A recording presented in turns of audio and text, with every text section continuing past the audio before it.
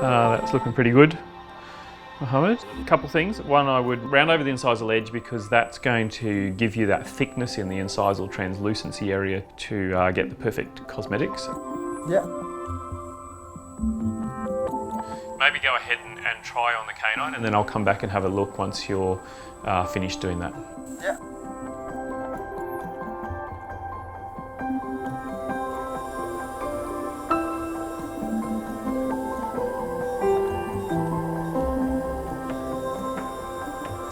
Kick that more into proximal there to hide that margin. So that's what we call a hockey stick or a So that's 10 millimeters, right? All of them, but overall, very nice work.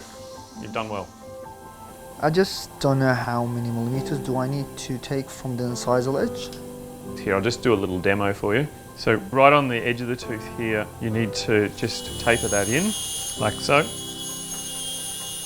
And that tapering in gives you that thickness for your incisal translucency, particularly with a tooth that's got quite a lot of curvature on the buccal. Yeah, yeah.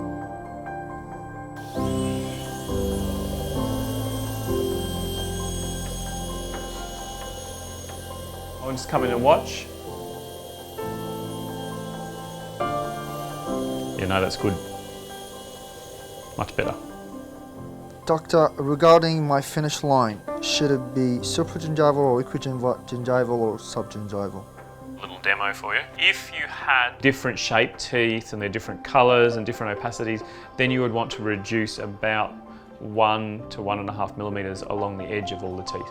I think the work was pretty good considering, and particularly, you know, you were pretty fast, so that was good.